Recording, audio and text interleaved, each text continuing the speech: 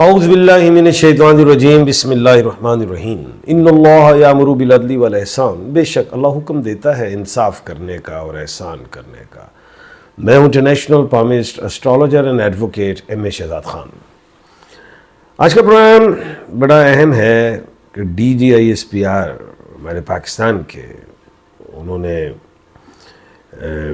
बात की जिसका मफहूम है कि भारत जो है इंडिया आबी जारियत भी कर सकता है, ऐसा मुमकिन है जो उनके पास खबरें हैं।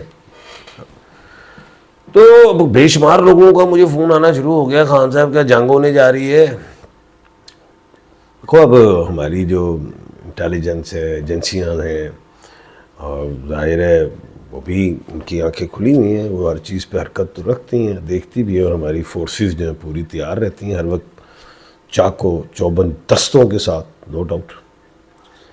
तो नो डाउट कि इंडिया भी उधर को मुश्किल कर रहा है। और ट्रम्प साहब जो हैं, चौधरी साहब, वो हर तीसरे दिन कह देते हैं इंडिया को तुम्हारे त्यारे गिराए, 7 त्यारे पाकिस्तान ने गिराए। वो जो है इंडिया भूलता है, उसे फिर याद आ जाता है। और ऊपर से वो मोदी जो हैं, नरेंद्र मोदी, जो BJP सरकार की तरफ से भाई उधर से उनकी एक जमात है, उनको एक इलेक्शन आ रहा है नवंबर में गालबन, तो उसकी वो तैयारी करना चाह रहे हैं। इलेक्शन भी जीतना चाहते हैं, सरकार भी उनके पास है, इलेक्शन कमीशन ऑफ इंडिया पूरी मशीनरी भी उनके पास है। वो तो चाहते हैं कि हम इलेक्शन जीते, और चाहते ये हैं कि हमें अवाम से वोट मिले, क्योंकि धांधली तो 10%, 20% हो जाएगी, अब 100% तो होना मुश्किल है। वो तो अब परेशान है। उधर जो ऑपोजिशन बड़ी स्ट्रॉन्ग हुई हुई कांग्रेस, पंगा तो पड़ गया। मोदी अब चाह रहा है कि मैं सरप्राइज़ दूँ, अवाम को कोई खुशी दूँ, ताकि अवाम मेरे गीत गाए और मुझे वोट पड़ जाए। अब इंडिया ने हमला किया तो उसमें फिर क्या कहते हैं, पाकिस्तान ने फ़ज़ाइया से भी ठोका, ज़मीन से भी, बड़ा यानी कि उनके 7 त्यारे तबाह हुए। और गो कि पाकिस्तान एक पुरअमन मुल्क है, इस खित्ते में अमन चाहता है। हालांकि पाकिस्तान, मुझे पता है, मैं सितारों में देख रहा था, मैंने ही कहा था कि राफेल गिर जाएंगे, वो गिरे। 24-25 त्यारे गिर सकते थे, पाकिस्तान ने फिर भी हाथ नरम रखा था, 7 त्यारों से जान छोड़ दी थी। चलो आइंदा ख्याल रखना।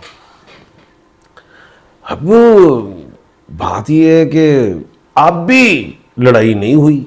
उनका कोई विक्रम है, कुछ कोई है, कोई बहरी जहाज़ या कोई बेड़ा है, वो नहीं आया।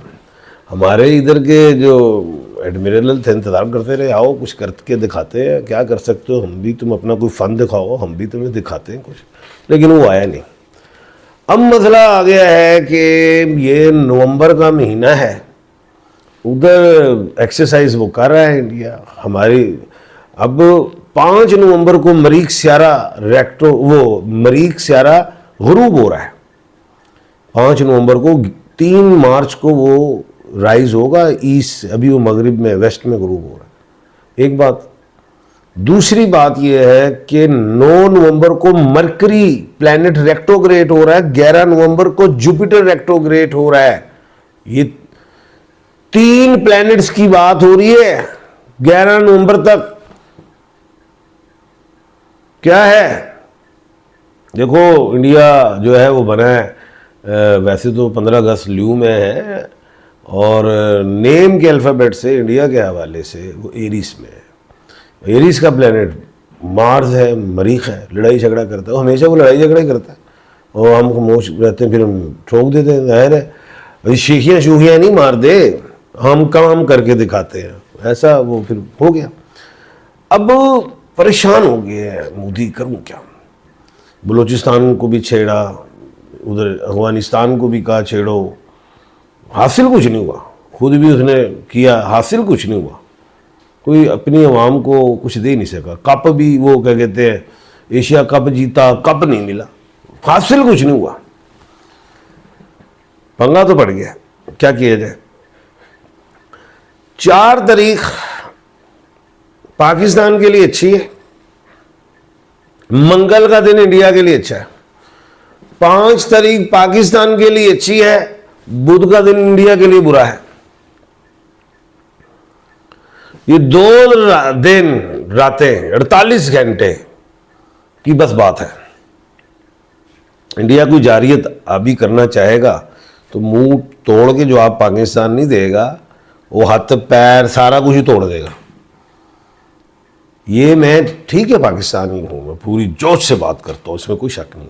लेकिन ये जिस वक्त मैं गुफ्तगू कर रहा हूँ ना, ये इल्फाजी गुफ्तगू नहीं है, ये कुछ शोला बयान, कोई ऐसी स्टोरी नहीं मैं सुना रहा। ये according to knowledge of Zafar बता रहा हूं कि तोड़े सितारे डुब गए ने। 4 नवंबर नू मरीख डुब जाएगा सुनिया। तो अगर इंडिया ने और अफगानिस्तान ने कोई एक्टिंग की, टीटो पार्टी करने की कोशिश की, असी तमाला पवा देंगे, ये मैं बता रहा हूं। बड़ी सीधी सी बात कर रहे हैं, पंजाबी च भी मैं गल इस करो कर रहा तक मैं पंजाब का रहने वाला, तो बाकी तो उर्दू साड़ी मादरी ज़बान है, वो तो हम करते। मैं हर ज़बान में समझा रहा हूँ बिल्कुल कि जनाब ज़रा इंडिया को कह रहा हूँ टल जाना, अभी मैं बड़ी मार पड़ जानी है, मैं बता रहा हूँ। और अब चाहे अभी हो, फ़ज़ाई हो, ज़मीनी हो, पहाड़ी हो, पाकिस्तान में तो दस दें साढ़े हूँ असी वो चीज़ा छड़ दी हैं, क्योंकि हमने पहली दफ़ा कहा 1 टाइम टल जाओ, 2 टाइम टल जाओ, 3 टाइम टल जाओ। जंग में भी हमने ऐसी किया था, 4 टाइम हमने ठोक दिया था। अफगानिस्तान को भी यही कहा टल जाओ टल जाओ टल जाओ। अभी अफगानिस्तान को भी बता रहा हूँ कि वो भी अलिफ से है, नेम के एतबार से वो भी मरीख है, तो उसका मरीख गुरूब हो रहा है। डूब जाओगे सोनियो, बगैर पानी तो डूब रहे हो, तो इसलिए वो भी कोई हरकत करेगा तो बड़ी मार पड़ेगी। तो ये 48 घंटे बड़े अहम हैं और हमारी तमाम फोर्सेस कोई 10 घंटे 48 घंटे वाली नहीं, रोजे क़यामत तक जाग रही है, ज़हन में रखना अल्लाह के हुक्म से। तो ये गुजर गए 48 घंटे, तो मरीख से आरा गुरूब हो गया। तो फिर वो जो जंग के बादल आप देख रहे हैं वो ख़त्म हो जाएंगे। इंडिया कुछ और सोचेगा फिर अब क्या किया जाए, क्योंकि मोदी सरकार यही एक चांस लेना चाह रही है कि हमने अपने बहरी बेड़े नहीं भेजे, उधर से कोई चांस, कोई हमें खुशी मिल जाए। हमें भी यही ख्वाहिश है कि वो भी आ जाते तो हम उधर से भी कोई वर्ल्ड रिकॉर्ड बना देते। फजाइया में हमेशा हमने वर्ल्ड रिकॉर्ड बनाया है। एम ए मालम मत भूलना, राशिद मिन्हास मत भूलना, और ये जो राफेल गिराए हैं मत भूलना। टाइटैनिक जब बना था तो एक बहुत बड़ा बोल था, इसको कोई भी नहीं तबाह कर सकता। अल्लाह पाक ने सूखे पानी से, बर्फ से तबाह कर दिया। तो ये राफेल क्या था, बड़े उस पर दावे थे, कुछ भी नहीं, इससे ज़्यादा गिर सकते थे, हमने फिर भी हाथ नरम रखा। ऐसा ही है, पूरी कौम की दुआएं मुल्क के साथ हैं अल्लाह के हुक्म से। अपना और अपने इर्द गिर्द के लोगों का ख्याल रखिएगा। मुझे दीजिए इजाज़त, अल्लाह हाफिज़।